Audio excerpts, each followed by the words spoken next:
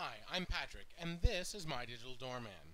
Right now I'm going to show you how to set up and install your Zebra printer driver, as well as check to make sure all of the settings on your computer are conducive to using MyDigitalDoorman.com to print. Okay, so first things first, let's go to that download page. It's located right here at MyDigitalDoorman.com/downloads. That's downloads with an S. Go ahead and click this print driver. It's the only one here. It's the ZUD 55721. ZUD just stands for Zebra Universal Driver, by the way. Once you've downloaded it, it'll look something like this. Go ahead and double click. Click Run. Click OK. It's going to ask you to unzip this file, so click Unzip. Click OK when it's done. Choose your language, in this case English.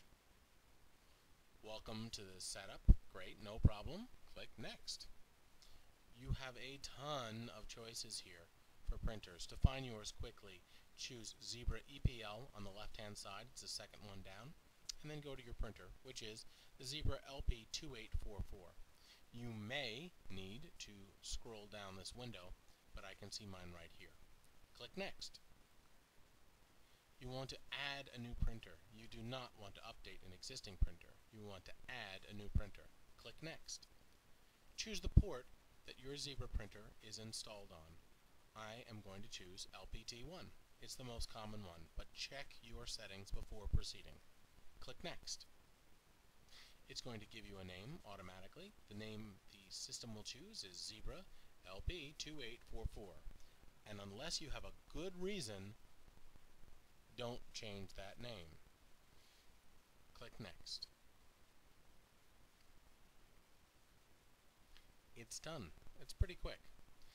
So you can print a test page if you like, then click Finish. Now you'd think you're completely done with this driver, and it was a very simple installation, and it was, but there's one or two things you need to check in addition, just to make sure you're not going to have any problems. So, on the left-hand side of my screen, just out of your view, I'm clicking the Start button, and then clicking Control Panel. Once the Control Panel is open, I am going to scroll down and double-click on Printers and Faxes. Scrolling down to the bottom of this menu, I see the Zebra driver, and I will double-click that. A window opens for the Zebra LP2844. On the Printer menu, click here, and go to Printing Preferences. It'll open another window. Moving that window into view, there's a lot of settings here, but only one that you need to worry about, which is here. Click the plus button next to Paper Output. You'll notice that the paper layout is set to portrait, and that's good, but the paper size is the default setting of 2x4, which is wrong. Our labels are 4x6. So, to change that, click this pull-down menu and choose the very bottom choice, which is 4x6. It should say 4x6 here, and now it does, so click Apply, and then OK. While you still have this Zebra window open, you might as well, if you'd like, click the Printer option and set this as your default printer. You don't have to do this, but it may make your life easier later. You can close the window. You can see that there is a black and white checkbox next to the Zebra printer that tells you that this is now the default. I can close that. All the printer settings are done. However, Internet Explorer has some print options in there as well. So just to make sure you won't have any problems with it, bring up a web page. It can be any web page. Here's the printer button right here. And to the right there's an arrow. Clicking that arrow, I can go into the page setup. Since I set my 4x6 label printer, the Zebra, as my default, sure enough, it's telling me here that the paper we're printing on is 4x6. And you can see with these margins set as high as they are, there's not a lot of room to print. Now on a big piece of paper that's not a problem, but on a little label that is a very large problem indeed. So I'm going to click on the left margin and change it from 0.75 inches, which is a very common setting, to 0.1. And I'll just hit the Tab key and change them all to 0.1. Now you can see here there's plenty of room to print on that printer.